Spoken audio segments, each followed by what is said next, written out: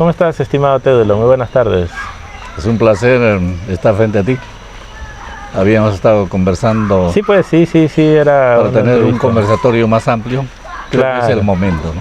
Creo que hay que empezar agradeciéndole en realidad haber aceptado la invitación. En primer lugar, el lugar en el que estamos es la Plaza de Coveriali.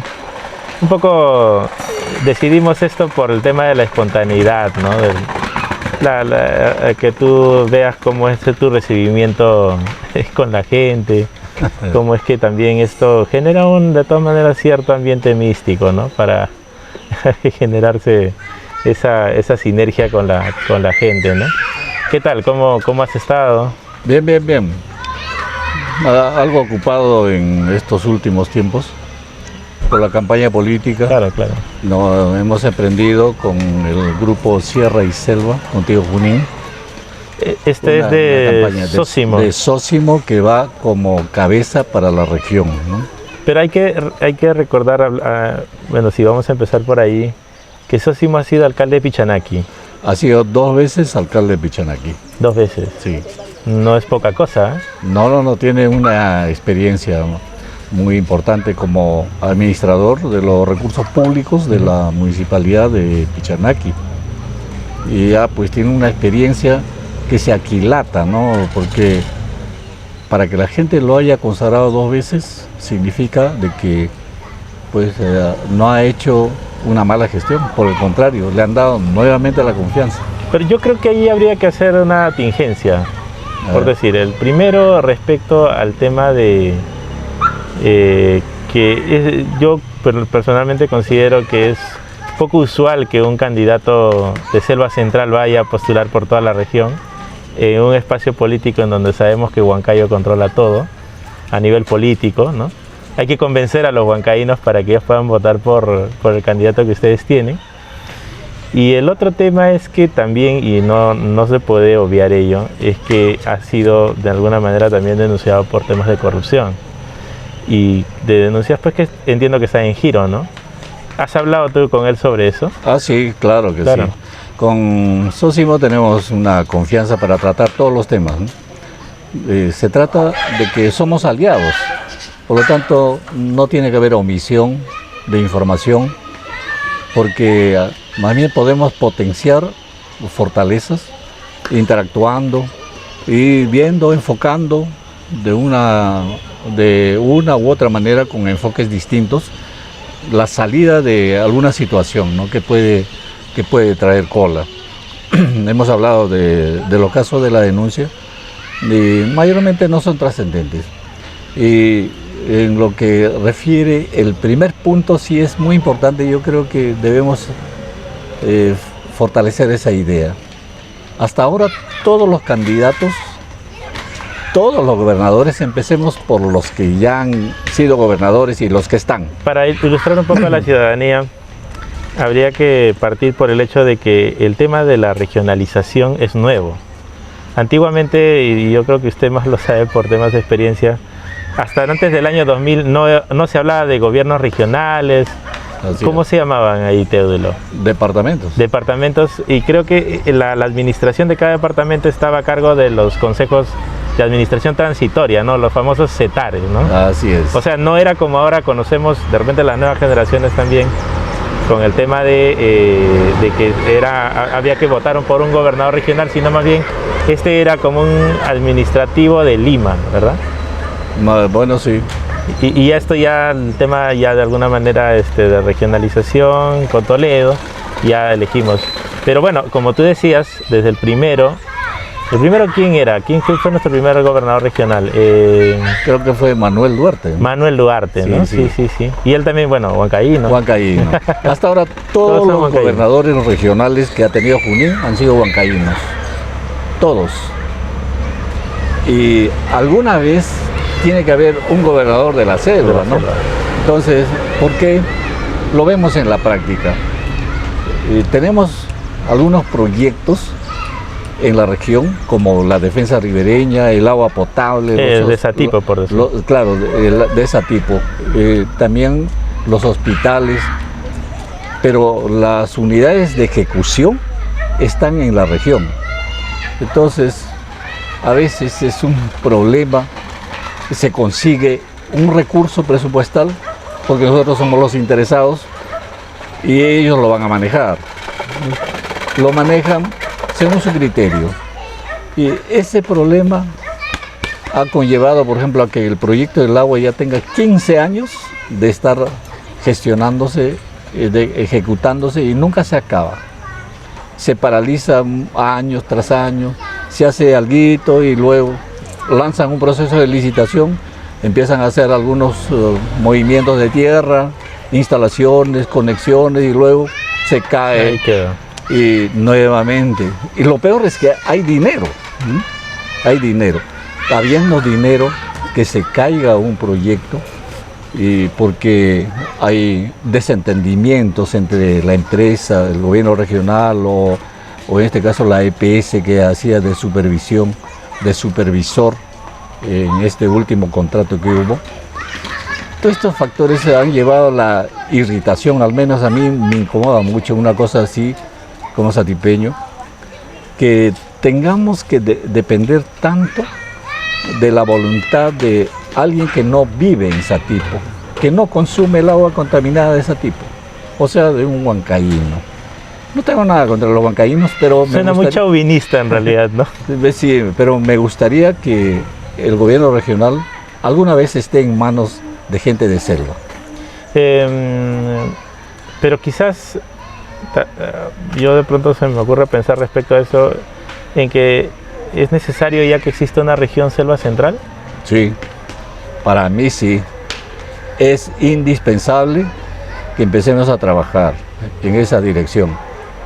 Tenemos que liberarnos un poco de todo el sistema que está allí encuadrado. Que se ha centralizado mucho en Huancayo. Exacto. Usted sabe que la selva es territorialmente muy espacioso. Si sumamos Chanchamayo y Satipo, la selva. Claro, es casi la mitad de Junín. Más de la mitad, mucho más de la mitad. Casi el 65% de todo Junín es selva. Y nuestros destinos lo deciden los huancaínos, ¿no? En Huancayo tienen su propia personalidad, identidad, etcétera, que es la secuencia de los tiempos que ya ha encarnado, ¿no? ¿Siempre ha sido así? Tú que estás, digamos, en esto de muchos años atrás, ¿siempre ha sido ese centralismo o es reciente? ¿Cuál es tu percepción al respecto? Siempre ha habido centralismo. Siempre ha sido. Sí, es una política del Perú. Es bueno que se haya dado un paso, al menos por voluntad, para descentralizar, desconcentrar. Es bueno, pero no se ha hecho. Pero pasamos del centralismo de Lima al centralismo de Huancayo. Sí. Ahora, cuéntame una cosa. En esta situación, por decir histórica, yo entiendo que tú tienes esa afinidad. He leído algunos de tus posts en Facebook, que los haces un poco frondosos también, para de alguna manera ilustrar a la gente. Es interesante porque pocos hacen eso en realidad. Pregonar la historia de Satipo en sí.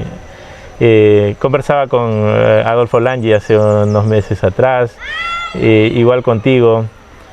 Tú has nacido acá en Satipo. Claro, yo soy satipeño. Y digamos, desde tu infancia, ¿dónde estudias en primaria o jardín? Cuéntanos un poco sobre eso porque queremos conocerte. Okay. Al profesor Teodulo Santos Arana. ¿Qué pasa?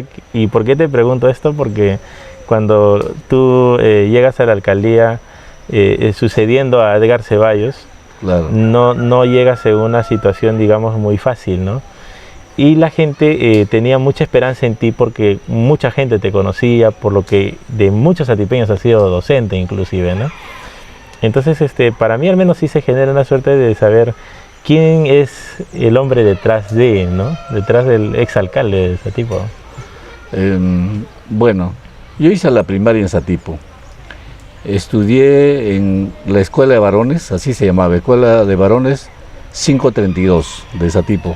Mi profesor fue el profesor Teodoro Rivera Taipe. Ah, Teodoro Rivera Taipe era satipeño. No, él era pero vivió acá en Satipo. De Yauyos. Mira, era un docente que vino de Yauyos, igual que don Elizaldo Rodríguez, que también era de Yauyos. Esa vez parece que llegó una colonia de Yauyos. Entre ellos estaban también el profesor Taipe y Elizaldo Rodríguez. Y se asentaron. Y él fue mi docente en la primaria y conocí a los docentes de entonces. Y la secundaria sí ya lo hice una parte en Ayacucho y terminé la secundaria en Arequipa. Y los estudios de nivel superior también los hice en Arequipa. Bueno, como iba desarrollándome como cualquier ser humano, y ya pues llegué a ser adolescente, etc. Mi identidad empezó a fortalecerse con el mensaje histórico de los arequipeños. Pero siempre me he considerado satipeño. Como quien dice, la tierra llama. Sí, en el colegio igual no me identificaba yo como arequipeño ni como huancaíno, sino yo soy de Satipo. ¿Sí? Y Satipo, ¿Y dónde queda? Claro. ¿Dónde queda Satipo? Claro, ¿no? Claro. Ustedes son salvajes, porque éramos varios, claro. ¿No? Y ustedes son salvajes, ¿no? Son chunchos, son aborígenes, bueno, entre muchachos, ¿no? Pero siempre dije que yo era satipeño, de todas partes. O sea, no te avergonzabas de tus orígenes. Me sentí orgulloso porque era una cosa muy hermosa, porque estaban mis padres acá. Mis padres son colonos, llegaron en los 40 y tantos, yo nací en los 50 y tantos, en 50, y mis padres abrieron sus terrenos y yo estuve con ellos. ¿Ellos de dónde son originarios? Ellos son de Huancavelica, eran de Huancavelica, porque ya no están, ya han fallecido, pero nosotros somos selváticos, hemos nacido en la selva. De todas maneras, para ellos en su momento debe haber sido también de alguna manera un poco traumático el hecho de alguna manera venir de la sierra a la selva. Leyendo un poco a Elizaldo Rodríguez, a Langi, descubro de pronto que Satipo no es como lo que conocemos ahora, ya de alguna manera una selva domesticada, ¿no? Era muy agresivo en realidad, sí, ¿no? Vivir en la colonia de Satipo. Mire, en la chacra teníamos grandes espacios de selva virgen, Monte Real, como se llama. O sea que recién se estaban haciendo los terrenos. Allí se han abierto caminos los viejos. Y es un mérito. Se han desarraigado de la sierra, han sufrido duro. Claro, yo recuerdo, como la chacra queda por Todos los Santos, cerca de Mazamarí, yo recuerdo que caminaba los días sábados desde la chacra desde Satipo hasta la chacra, y el día domingo de la chacra hasta Satipo. ¿Pero la ruta era por la que vamos ahora en auto o había que ir por otro lado? No existía carretera marginal, no existía carretera, era un camino. Era un camino simple. ¿Y qué tiempo lo hacías de Satipo a Todos los Santos? 3 horas más o menos. Lo que ahora es menos de 10 minutos, creo, en auto. Ah, obvio, ¿no? Pero en 3 horas teníamos que caminar, teníamos que cruzar el río Satipo. Y íbamos por San Guachari, las plantaciones de don Flavio Nieva, de naranjas, siempre los he visto manejando naranjas. Es una familia que está identificado con ese producto, ¿no? Y luego arrancaba en Monte Real y ahí caminaba. ¿Y cómo tú, en qué momento de tu juventud o de tu adolescencia tú decides ser maestro? Bueno, eso ya fue al final de la secundaria, porque como todo estudiante que termina la secundaria está algo desorientado, no tiene seguridad. Tal vez ahora la gente un poco que se prepara, ¿no? Porque hay orientación vocacional. Claro, un poco ya de una manera... Pero en mis tiempos no era así. Incluso un coronel del ejército, porque antes había IPM, y yo estaba ¿Qué era el IPM? Instrucción Premilitar. Premilitar. Sí. Y el docente que el instructor que desarrollaba ese curso con nosotros, bueno, nos presentó a sus superiores. Un día vino el coronel, un coronel, y vio que éramos buenos muchachos de buena talla, espigados, y yo estaba en la escolta y quería que yo fuera militar. Entonces yo también dije, voy a ser militar. Un día fue un orientador y habló muy bien de la carrera profesional de medicina. Entonces dije, no voy a ser militar, voy a ser médico. Otro día fue un ingeniero industrial que había hecho una especialización en Belo Horizonte, en Brasil. Y habló tan bien que dije, no quiero ser ni médico ni militar, voy a ser ingeniero industrial. O sea, era un muchacho desorientado. Yo he visto eso, en realidad en algún momento, justo a propósito de una orientación vocacional, que efectivamente cada profesional habla tan bien de su carrera que uno quisiera estudiar todas las que escucha en realidad, ¿no? Bueno, sí. Y terminé postulando a educación y me hice docente. Ahora que ha pasado tanto tiempo de todo esto, porque yo soy cesante, ya he cesado hace como 25 años o tal vez más. Ahora que soy cesante y quiero a mi profesión, pienso que lo que se necesita en el Perú son buenos educadores. Claro, definitivamente. Y pienso que los grandes valores que se van perdiendo deben ser recuperados, ¿no? ¿Tú hasta qué promoción entonces fuiste profesor? ¿Tú terminaste en el Irasola enseñando allí como docente? Como docente, sí. Vine, luego de sacar un título, vine al colegio. Vine en realidad a Satipo porque yo quería hacer otra carrera, que era la Academia Diplomática. Incluso había estado en la Academia Diplomática del Perú y tenía los prospectos y todo, me iba a lanzar allí. Vine trayendo cartas porque esas veces la carretera era de ida un día y de vuelta otro día. Era por acá por Comas. Por Comas, Por no, Comas. No había la carretera No de la existía. Merced. Sí, exactamente. Entonces vine trayendo cartas que en la empresa me dieron buena cantidad de gente. Venía como un cartero. Así que empecé a repartir y llegué al colegio porque tenía que darle a algunos muchachos y chicas ahí cartas de su familia, ¿no?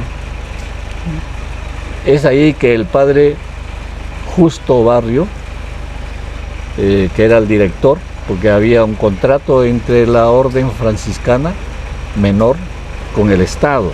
Ya. Entonces ellos regían el colegio.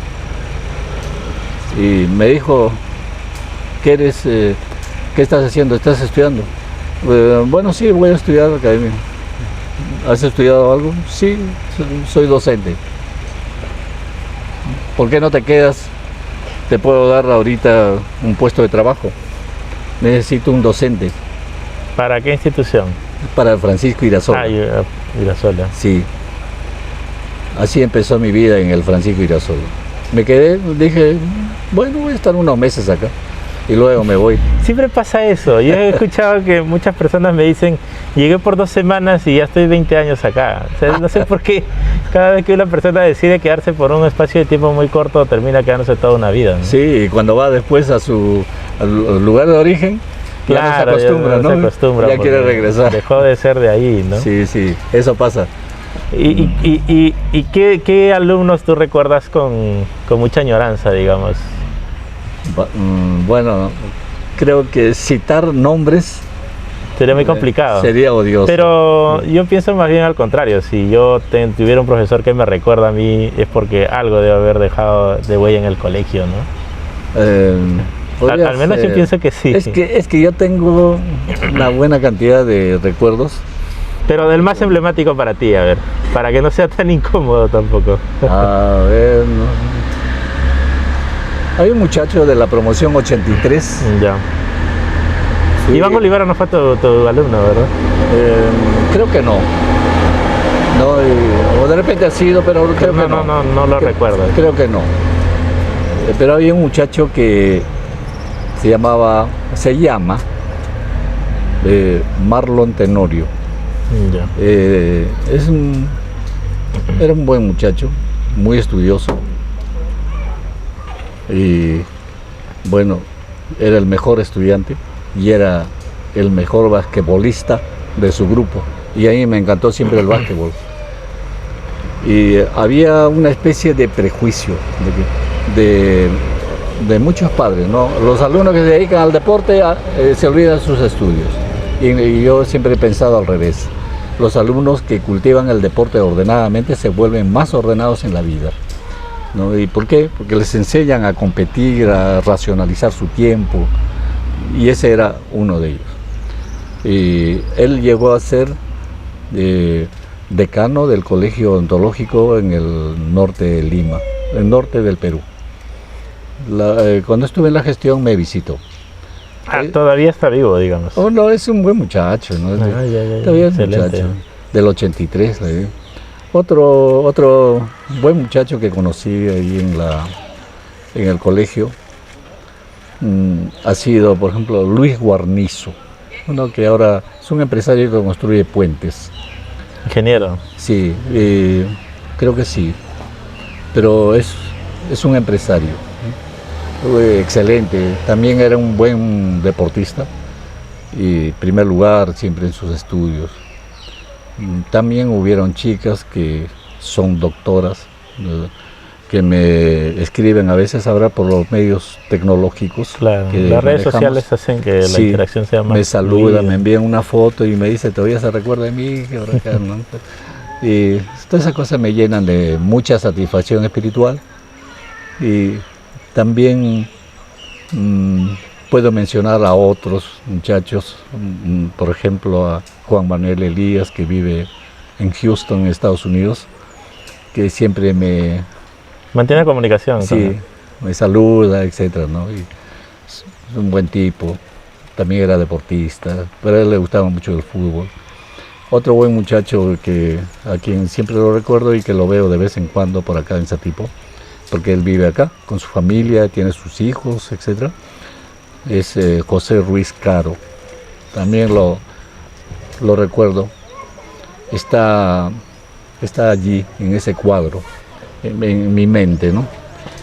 Y no sé, creo que tendría que nombrar una lista 100 muy, o 300 y voy a discriminar y me van a odiar, y a mí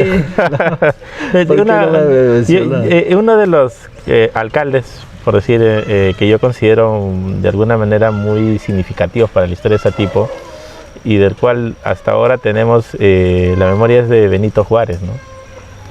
Sí. Él llegó a ser tu alumno, ¿lo llegaste a conocer? No lo llegué a conocer. Él estudió en la Universidad de Ingeniería. ¿En la uni? En la uni, Ingeniería Civil. Hablé con él, ¿no? Me dijo que había estudiado en la uni y que era civil, o sea, ingeniero civil. Pero no, cuando yo llegué a trabajar él ya había salido ya. No sé si habrá estudiado en el Francisco Virasola, desconozco eso. Pero sí era un satipeño neto. Claro, y aparte de eso, una de las cosas que yo veo y que muy poca gente sabe es que dejó proyectado el Shirampari, que quizás hubiera sido una buena obra si lo hubiera terminado. Creo que el diseño de la iglesia también es de él. Sí, a mí me encanta el edificio de COSAT, el parque. Bueno, el parque también, pero de todo lo que he visto en materia artística, claro, arte, sí. Aunque eso es arquitectura, ¿no? Pero comprende también la ingeniería civil. Claro. El diseño que me encanta es la fachada de la iglesia. Sí. Me encanta ver los ángeles ahí. Sí, están con su... yo también no lo entendía porque lo veía como columnas a veces. Sí. Pero cuando tú le das una perspectiva se nota y es algo bien llamativo. Sí, incluso yo alguna vez decía, ¿no? Esos que están pintando la iglesia, porque de tiempo en tiempo lo hacen. Claro. Deberían pintar de otro color a los ángeles. Para que resalte. Claro, ¿no? Claro. Y de un solo color, ¿no? Que no le estén poniendo rojitos, adornitos, ni nada por el estilo, porque así lo hacen ya pues muy atorrante, ¿no? Pero me sorprende la capacidad que él tenía. Creo, me parece que por ahí escuché también que él también en su tiempo ya había proyectado el tema de la regionalización de Selva Central en ese entonces. Bueno, pero el tema de la regionalización viene desde más atrás, desde más atrás. O sea, y es un pedido latente en realidad acá, sí, no es nuevo. Desde que se creó como distrito ya se hablaba de tener un departamento, según yo tengo entendido. Pero todos han dado su cuota, ¿no? Su cuota de sacrificio para proyectar algo, ¿no? Para liberarnos un poco, ¿no?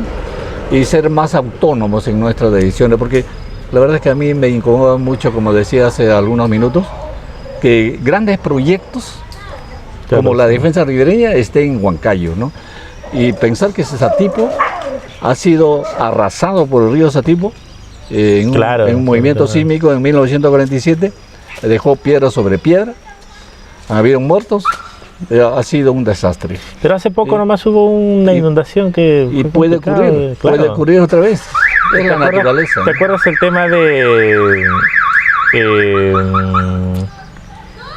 Bellavista? Ya. Si no me equivoco, en marzo, ya terminando el invierno, la lluvia brava y se llevó buena parte, habían empresarios que salieron perjudicados.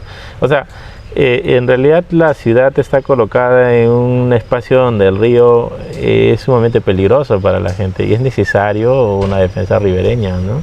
Ahora mismo se está llevándose la carretera hacia San Cubatziar y pareciera que a nadie le importa, ¿no? Y en cualquier momento se viene toda la carretera y van a quedar incomunicados también ellos, ¿no? Entonces es necesario lo que tú planteas respecto al tema de la defensa ribereña.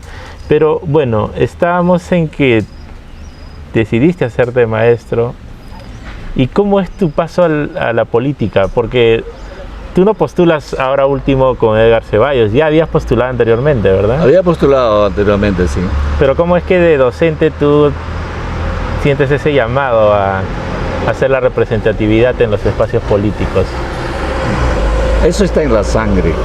Mira, estando como estudiante todavía en la ciudad de Arequipa,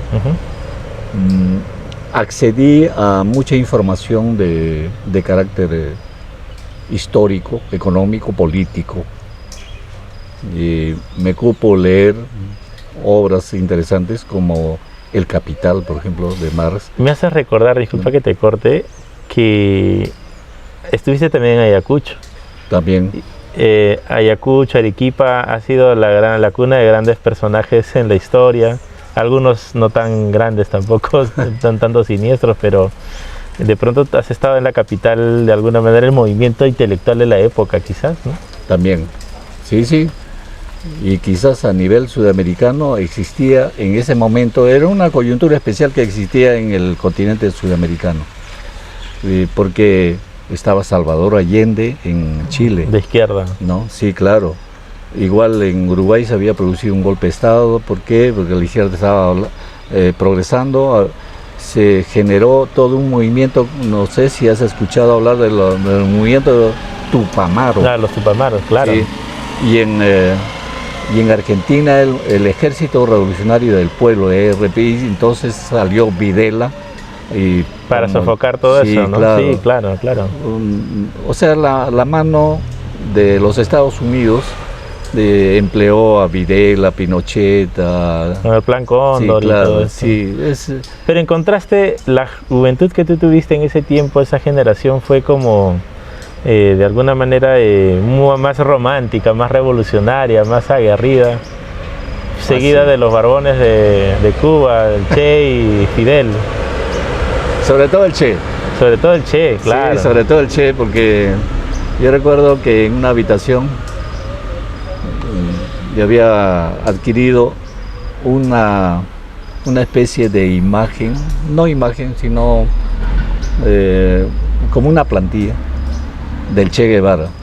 Esa imagen donde él está en el velorio de uno de sus amigos que tiene, creo que es el fotógrafo Corda, el que le toma una foto de acá mirando, la más comercial que tiene el Che, ¿esa?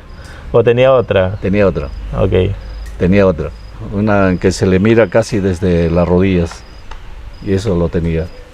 O sea, era un personaje para toda la juventud que te impulsaba a ser diferente, ¿no? A no dejarte arrastrar por la rutina y ser diferente, a conquistar el mundo, en otras palabras, ¿no? O sea, hablando de una manera metafórica, ¿no? Y en ese plan estábamos, y también la música nos iba envolviendo. La verdad es que me formé en un ambiente totalmente distinto a donde había nacido. Pero yo venía los fines de año, culminaban mis estudios y llegaba a Satipo, viajando casi 4 o 5 días, y me adentraba a la chacra y agarraba mi machete a limpiar el cafetal. ¿Cambiaba un poco el romanticismo? ¿O? Ponía los pies sobre la tierra, pero me veía obligado, ¿no? Y entonces eso ocurría, y al llevar con la carretilla, porque los cafetales estaban un poco alejados, claro, hasta la despulpadora, porque la gente entregaba su cosecha en la parte de arriba, toda la tarde en ese plan, y en la noche a despulpar, y no teníamos motor, no había nada. Despulpar a pulso hasta las 3 de la mañana, ¿no? Matando zancudos con una lámpara Petromax, en la humedad. Era realmente una preocupación tremenda, ¿no? Y bueno, eso duraba hasta marzo. Un año llevé física, estudié la ley de poleas. Ahí se me ocurrió hacer una especie de pelton, porque había agua, y aprovechar la energía del agua para generar energía que moviera la despulpadora, ¿no? Entonces, sin gastar una gota de combustible, empezamos a procesar el cerezo del café. ¿Con la fuerza del agua? Sí, como aplicábamos la ley de poleas, claro, reducíamos y ampliábamos para el otro con fajas. Cuando llegaba a la máquina corría casi como un motor, ¿no? Así, a las 8:30 de la noche habíamos terminado todo, ¿no? Y qué felicidad. Pero, ¿por qué esa iniciativa no se fue replicando? Bueno, cada uno resolvía pues esa vez. Yo era un adolescente, yo tendría 15 años aproximadamente, y ya cuando fui mayor y trabajaba, me buscaba los frijoles trabajando por mi cuenta, veía que mucha gente que se dedicaba al procesamiento del cerezo de café ya lo hacía con motor, ¿no? Y también hay que hacer un trabajo tremendo para desviar agua, para hacer todo el aspecto técnico. Ya no es muy práctico cuando se plantea de esa manera, entonces. Sí, no es tan sencillo, ¿no? Para nosotros construir todo ese sistema nos ha llevado más de un mes. Aparte del costo. Sí, ahora que hay energía eléctrica y todo se puede hacer rápido, pero esa vez tenía que cortar la madera en círculo, haciendo cambalaches, ¿no? Mi padre era bastante curioso para estas cosas, y él preparaba, esto se corta así, ¿no? Y preparó algo y se podía cortar en círculo la madera. Yo una de las cosas que veía en ese tiempo, y bueno, hasta ahora creo que no hay en realidad, es en cierta medida el apoyo hacia el innovador. O sea, no sé si los satipeños o los peruanos en general no entendemos el valor de la innovación. Por decir, ¿no? Las grandes empresas norteamericanas, especialmente, que son así el ejemplo que tenemos más cerca, invierten millones de dólares en innovación. O sea, ya sabemos que hacerlo de esta manera cuesta 100 soles, pero podemos encontrar la manera de cómo nos cueste 50. Ese es innovar, y hay que pagar, ¿no? El otro es un ejemplo que hace mucho tiempo leí, que decía sobre un tema de una investigación que hacía la NASA, porque de pronto en el espacio se habían dado cuenta que los lapiceros no funcionaban, porque el lapicero funciona con el principio de gravedad, ¿no? O sea, la tinta cae y uno escribe.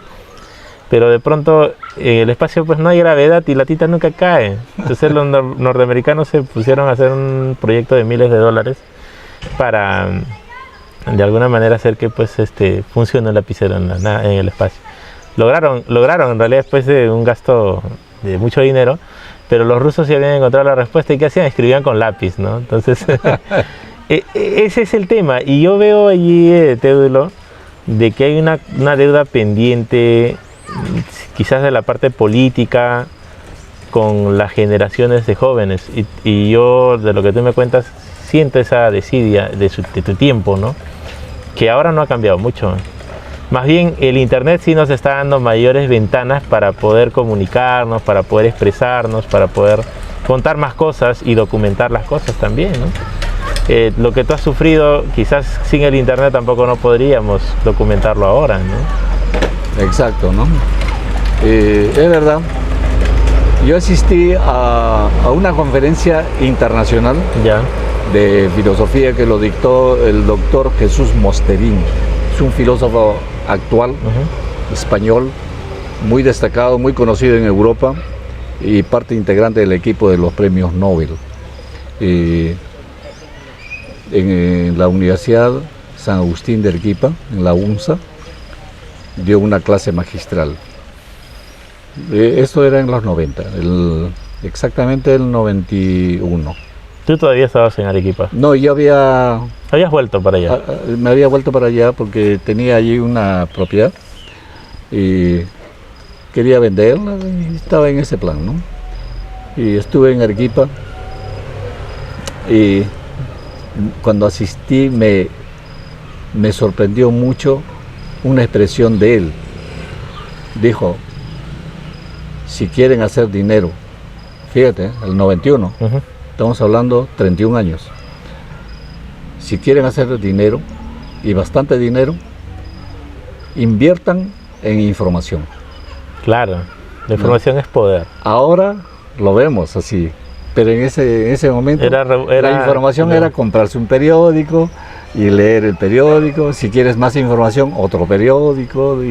O los libros. O las revistas que se publicaban.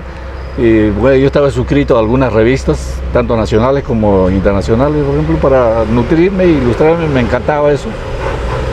Ahora lo encuentro en internet, ¿no? Y él dijo, si quieren hacer bastante dinero, inviertan todo lo que puedan en información.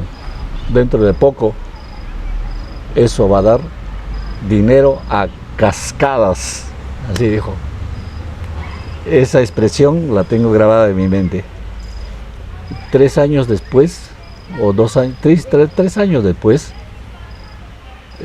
Alberto Fujimori, que era el presidente, trajo al monopolio de Telefónica. Fíjese, licitaron todo lo que era, antes existía Entel Perú. Claro, claro. Licitaron todo lo que era servicio de telefonía. ¿Y para qué? Para privatizarlo. Entonces, ¿quiénes ofrecen más? Y se presentaron muchas empresas, entre ellas Belsao, etcétera, ¿no? Pero, ¿quiénes ofrecen más? Ofrecían, por decirte, yo doy 300 millones, 400 millones, 350 millones, así, cosas por el estilo. Telefónica, en comparación a esas ofertas, dijo, yo doy 2.200 millones de dólares. A ojos cerrados se lo dieron, ¿no? Era aparentemente un negocio del Perú. En realidad era un negocio de Telefónica. Y tal vez de Fujimori. Y tal vez. No me extrañaría. Pero yo cuestiono mucho eso de Fujimori en realidad, porque,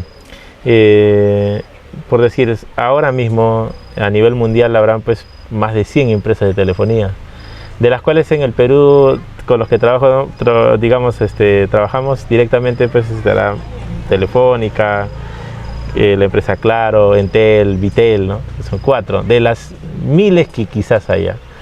Entonces yo decía, ¿por qué licitar a una sola empresa cuando podrías abrir el mercado y dárselas a 100, 200? finalmente de eso se trata en realidad el capitalismo, ¿no? Y que parte de eso implica que, como tú decías, ¿no? El mejor va a aflorar acá, va a dar, yo doy tanto, pero si tú le das a uno solo, como se dice en su tiempo como Telefónica, pues está cerrando toda la gama de posibilidades que hay. Mira, el internet está, en los 90 ya los americanos usaban internet, y nosotros internet acá en Satipo lo hemos visto a partir del 2000 para arriba, ¿no? Más o menos. Sí, a veces, o sea, nos hemos atrasado 10 años y no sabemos ahora mismo cuántos años seguiremos atrasados en relación a la base tecnológica que hay a nivel mundial. Entonces, yo creo que hay un papel fundamental en la parte política, y por eso también un poco mi interés personal por conversar con políticos como tú, ¿no? Un poco para poder contagiarles quizás el espíritu de los jóvenes, ¿no? Personalmente yo, por ejemplo, una de las cosas que siempre he podido ver con relación a la docencia, lo que tú decías, ¿no? Te plantea una forma, lo más importante en realidad, que es la educación, que es lo que tú decías también. Y hace que ustedes tengan una responsabilidad muy enorme sobre el futuro de los jóvenes. Mis maestros de mi tiempo siempre me inculcaban, a mí y a mis compañeros, el espíritu de la excelencia, pero yo estoy seguro que ellos mismos no sabían de qué me hablaban. Y te lo digo porque yo tengo una hermana que por decir ella, llegó a pisar un colegio que fundó Alan García en el 2010, el Colegio Mayor, que ahora es Los Coars, ¿no? Entonces una de las cosas que ella me hace ver es que este Colegio Mayor, Alan García lo hace de tal nivel que lo hace insertar en un sistema que se llama Colegios del Mundo. Y yo no sabía que existían los Colegios del Mundo.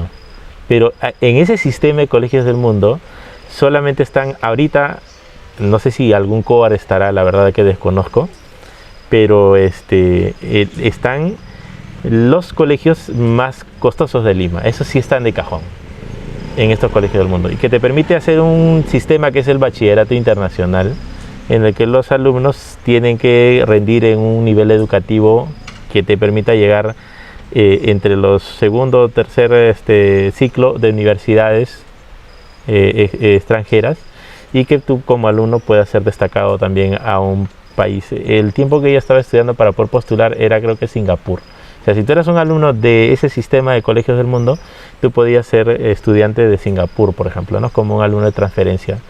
Entonces, obviamente estamos hablando de otro nivel de excelencia, ¿no? Eso sí. Entonces, yo cuando miro hacia atrás, encuentro esa responsabilidad de mis maestros, ¿no? Que nos enseñaban a ser excelentes, pero en realidad no sabemos exactamente qué es el ser excelente, en realidad, qué es lograr esa excelencia. Y yo creo ahora, Teodulo, y quería preguntarte, aprovechando esto, ya has pasado por un espacio municipal de 4 años. ¿Por qué estás postulando en esta segunda reelección? ¿Qué consideras tú que está pendiente para ti en todo el ámbito? Y también quisiera saber si el ámbito educativo tiene su espacio y cómo vas a operar en ello, ¿no? Todo está por hacerse de ese tipo. Como decía Vallejo, hay hermanos muchos por hacer. Exactamente. Todo está por hacerse. Claro. En educación, en salud, en conectividad, el emprendimiento. Todo, Satipo en este momento todavía es un espacio muy rezagado. Si nosotros queremos proyectarnos al desarrollo, para empezar, nunca vamos a poder garantizar la estructuración de un ser humano, de un hijo, de un niño, si consume agua contaminada. Claro. Por ejemplo, ¿no? Y eso va a conllevar a que su desarrollo físico, fisiológico y todo su sistema neuromuscular esté reducido, porque es víctima de amenazas de salud, etcétera, ¿no? Las enfermedades van minando su potencial. Si tuviéramos agua y saneamiento, tendríamos seres mucho más desarrollados y con capacidad cognitiva de alta potencia.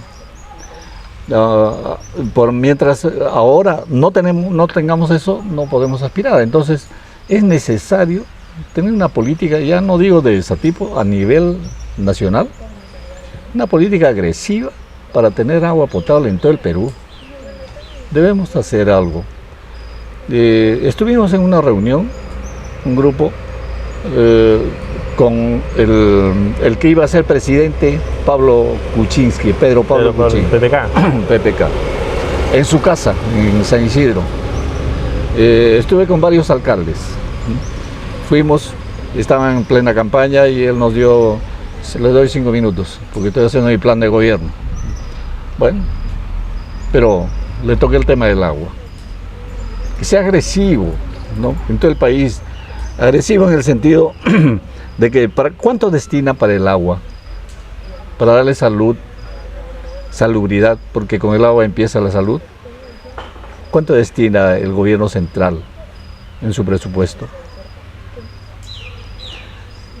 Decuplícalo, multiplícalo por 10, de tal manera que en 10 años todos los peruanos podemos acceder al agua limpia, saludable, en todo el Perú. Ese es uno. No se va a hacer. Entonces, acá, en la jurisdicción, sí debemos potenciar. Es una de las razones por las que yo me meto a la política. Nuevamente, o sea, a la confrontación política, a la contienda, para tomar decisiones y hacer gestión. Te veo muy comprometido con el tema acuífero, ¿no? O sea, tú estás viendo tú ahora que el futuro, quizás igual nuestro presente también está en base al líquido elemento, al agua. Ese es uno. El otro es el aspecto educativo. Miren, hemos pasado... Brayton, yo noto que eres muy perspicaz y está muy interesante que lo seas, que se transmita esa perspicacia en todos. Hemos pasado una pandemia, o estamos pasando, aún no lo hemos superado, ¿no? Pero ya. Al menos ya podemos hablar sin mascarillas. Sí. Mire, ¿hay algún peruano que haya hecho un trabajo de estudio de lo que es una epidemia?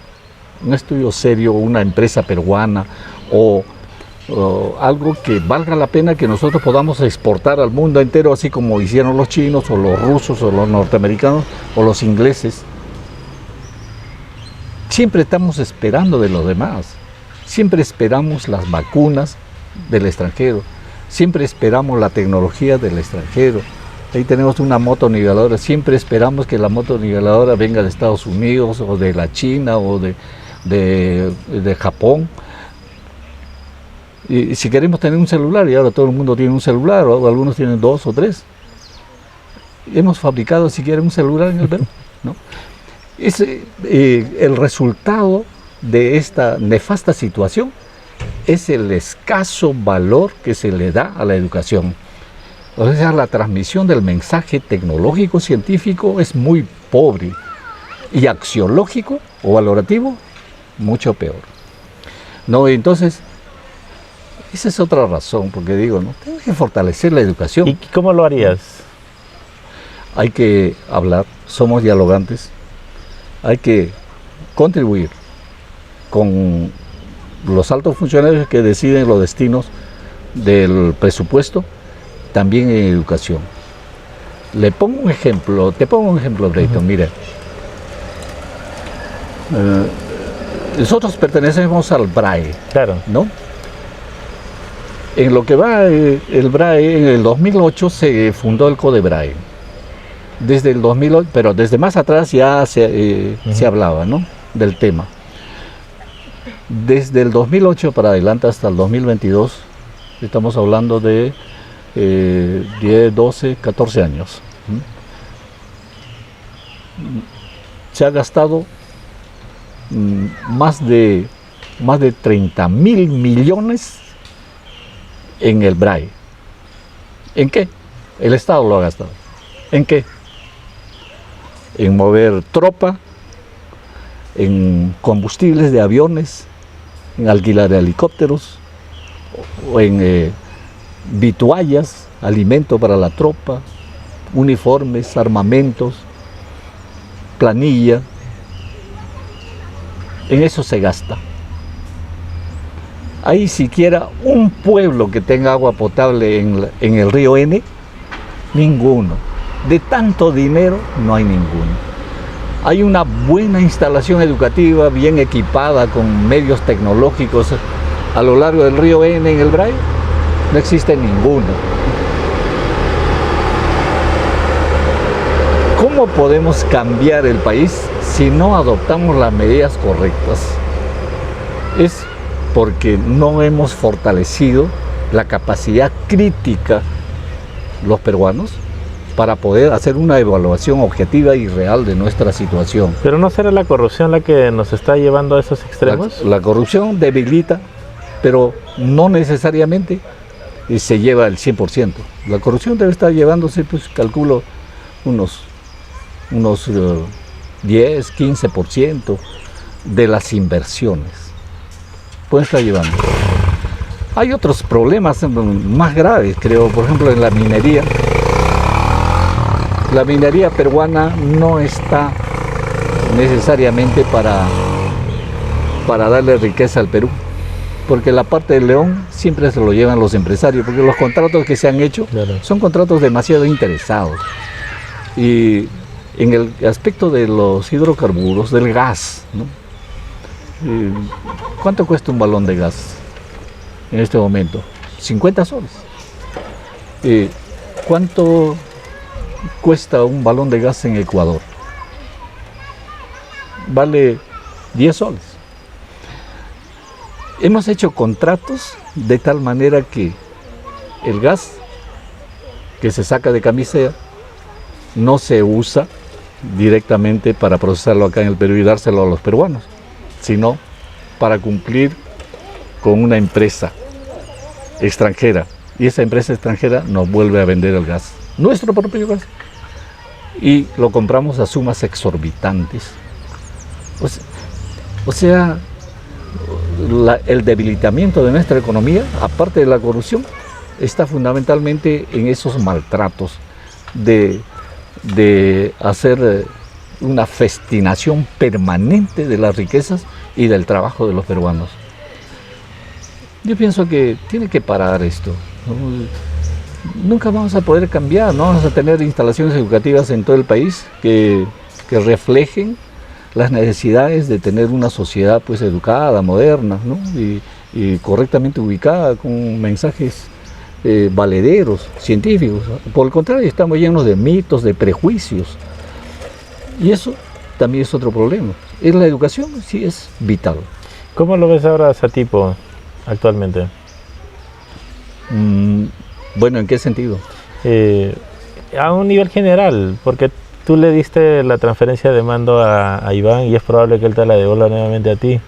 Pero tú tienes una idea de cómo le dejaste al Satipo y cómo lo está conduciendo. ¿A la parte urbana? ¿O a toda la provincia en sí?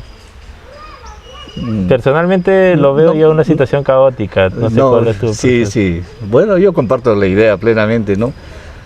Quizás sea para mí un poco indecoroso expresarlo de una manera cruda, pero tengo que reconocer que la gestión actual es un fracaso total. ¿Tú conversas con él? No he conversado nada. Pero si pudieras, ¿qué le dirías? A estas alturas ya nada. Ya nada. Le faltan meses para dejar el poder. Ya no hay nada que conversar porque ya no va a poder emprender ningún proyecto significativo. Pero aún así podría dejar comprometido el presupuesto para el próximo año. Me gustaría.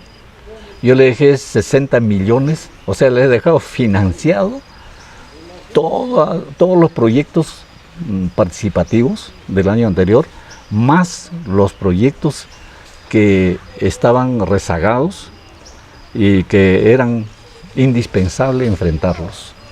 No, le he dejado más dinero que ningún gobierno ha tenido. Eso es algo que hay que resaltar. 60 millones. No hay que ser mezquinos en ello. Le he dejado plata, tanta plata para que haga. Como diría el amigo César Merea, con el chancho engordado. Pero le he dejado, ¿no? Ya no me lo he llevado, ¿no? Y le he dejado encaminado. Hay un proyecto, por ejemplo, de agua en Selva de Oro, que creo que se tiraron abajo el contrato y volvieron a había algo de un rezago de 11 millones. Hubo todos unos problemas ahí, pero yo no firmé el contrato. Sin embargo, desarrollamos hasta el último día, seguíamos trabajando y hasta acá llegamos y ya no alcanzó tiempo para firmar el contrato. Eso ya lo firmaron con Olivera, ¿no? Pero ese proyecto del agua de Selva de Oro, Fe y Alegría y 14 localidades, no se ha culminado hasta el día de hoy. No, pues no, No ya han pasado 4 años. Lo más triste es que ya no existe dinero. O sea, los 17 millones que nosotros habíamos conseguido por gestión ya se han desvanecido. Lo están haciendo con recursos directos, ¿no? O sea, están haciendo algunos avances. No sé si terminarán. La verdad es que esas cosas decepcionan.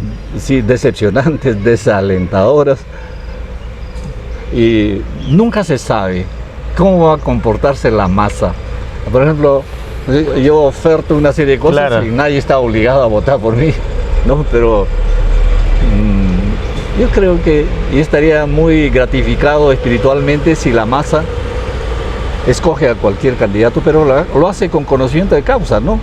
No solamente por una identificación fanatizada, claro, ¿no? Ciega. ¿Qué es lo que generalmente nos trae problemas? Porque por ahí alguien dijo, hablando del Perú, dice, los mejores presidentes del Perú son los que nosotros no hemos elegido, ¿no? Sí. Tipo Valentín Paniagua, ¿no? Igual también en su momento lo calificaron muy bien a Vizcarra, ¿no? A Sagasti. A Sagasti también, ¿no? Sí. Que ha sido pues un personaje en realidad muy ilustre, muy preparado. Yo solía bromear a veces a propósito de él con el tema de que era pues filántropo, poeta, escritor. O sea, sí, era un hombre perfecto, ¿no? Polifacético. Sí. Entonces, pero mira, me mencionas temas de éxito relacionado al tema de generar presupuesto para la provincia, pero no puedo dejar de mencionar lo que hace poco se publicó en redes respecto a tu gerente Mauricio Iparraguirre, que él tiene un compromiso con la justicia actualmente por el tema de una denuncia por el caso de la compra del ómnibus. Y lo que yo quería preguntarte es, ¿cómo se siente ello? Porque de todas maneras ha sido tu gerente, ¿no? ¿También claro, te decepciona? No, yo tengo un buen concepto de Mauricio. Y lo que he visto en las redes, lo que todos han visto, todos los que han revisado el caso, las redes no ilustran con claridad nada. No hay una festinación de recursos allí. No existe. Pero lo que fue cuestionable ahí, Teodulo, es el hecho de que ustedes compraron un ómnibus, pero el ómnibus duró solo un día. Creo que al final lo llevaron al Ficafé y terminaron empujándolo. No fue así. Y había un tema más, ¿no? Que yo en verdad sí quería preguntártelo, de tocarlo, de todas maneras. Hubo un peritaje, no sé cómo lo ves tú, nos aclararás. Dos peritajes. Que decían que el ómnibus había sido modificado de tal manera que ya no era utilizable, porque manipularon en la modificación el tema de sus puntos de gravedad, una cosa así, ¿no?